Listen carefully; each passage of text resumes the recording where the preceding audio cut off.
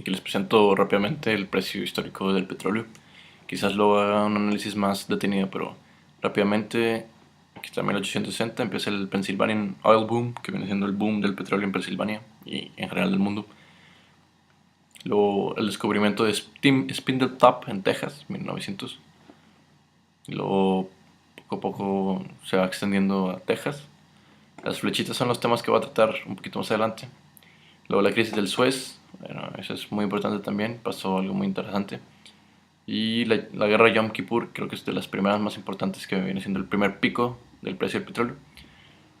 La revolución de Irán viene siendo el segundo pico en el 79. Y pues, algunas guerras, por ejemplo cuando Irak invade Kuwait y viceversa. La invasión de Irak por parte de Estados Unidos, etcétera. Entonces ahí para que vean, aquí de 1800 hasta 1970 tuvimos un petróleo muy estable. Empieza a empeorar en 1070, 79 empeora y nuevamente vamos para arriba. Primer tema, Spindletop. Ya vimos el Pennsylvania Oil Boom, entonces creo que sigue Spindletop, que viene siendo aquí, ven el precio. El 10 de enero de 1901 se encuentra este pozo.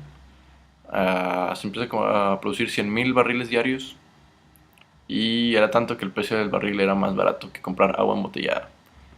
Se forman dos empresas, la Gulf Oil y la Texaco. Está Texaco y Gulf Oil. El problema es que empezó a declinar en 1902, en 1904 y, bueno, perdón, para 1904 ya estaba produciendo solo 10.000 barriles comparados a los 100.000 del primer día. Y bueno, aquí muchos me preguntan, oye, porque si solo duró 2 años, ¿por qué ponemos tanta atención?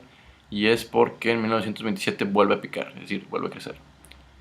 Aquí tengo este video, quizás le pongo un link para que vean un poco más de la historia de Spindletop. Lo cuenta un niño, pero es bien interesante. Lo cuenta de una perspectiva bien inocente y pues sí es muy educativamente, tiene mucho valor. Los Spindletop, poco a poco, el descubrimiento de Spindletop lleva al crecimiento de Estados Unidos pues, a crecer. Y bueno, Spindletop era solamente un puntito aquí. Aquí se nota que toda esta zona de Texas tiene petróleo. Entonces eso hace que crezca Texas como el productor de Texas.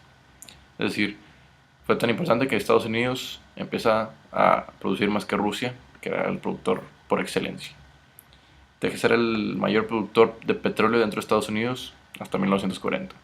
Entonces ya se imaginan que desde 1900 hasta 1940 Texas fue el jefe de jefes del petróleo. Y bueno, un poco de historia. Vamos a ver aquí, bueno, la Primera Guerra y la Segunda, así bien breve. Los primeros tanques de guerra se crean, entonces, número uno, van a consumir gasolina.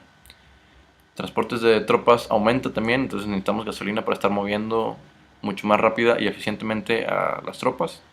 Entonces los motores se hacen más eficientes, se hacen más motores en cantidad y calidad. Y bueno, el uso de gasolina y gasóleo, pues por ende empiezan a aumentar. Aquí un dato importante es que Francia se quedó sin petróleo en la Primera Guerra, entonces ahí marcó la primera, digamos que el primer detalle súper importante del petróleo. Es decir, si no tienes petróleo en una guerra, no te mueves. El petróleo es como sangre en la guerra. Entonces, si no tienes vida, pues no te sirve de nada estar en la guerra. Esto lo entendieron muy bien el Reino Unido y Estados Unidos, que comienzan la carrera por el petróleo extranjero. Estados Unidos más que todo porque ya empezaba a descubrir cada vez menos pozos para 1930. Reino Unido también era por lo mismo. Reino Unido no tanto por eso, sino por su visión imperialista del mundo. La aviación también crece, aumenta el consumo de petróleo, obvio, pues necesita gasolina el avión. Y el pico de descubrimiento de petróleo, ya les dije, de Estados Unidos se da en 1930. ¿Qué quiere decir esto? Que cada vez van a estar descubriendo menos pozos a partir de esta fecha. Es decir, ya llegaron al pico. Breve así historia de las 7 hermanas, son 7 compañías, bueno, eran 7 compañías, más que todo Estados Unidos y el Reino Unido. Si se acuerdan que les comenté hace rato, que pues empezaron a expandirse y pues sí, la Anglo-Persian Oil Company del Reino Unido, la Gulf Oil de Estados Unidos, Royal Dutch Shell de Holanda y Reino Unido, Standard Oil de California, Standard Oil de Nueva Jersey, Standard Oil Company de Nueva York y finalmente Texaco. Estas compañías fueron así como que las 7 más grandes del petróleo a nivel mundial desde 1940 hasta 1970. Y bueno, creo que ya para no ser tan largo el video, ya lo voy a parar aquí, pero continúa la historia.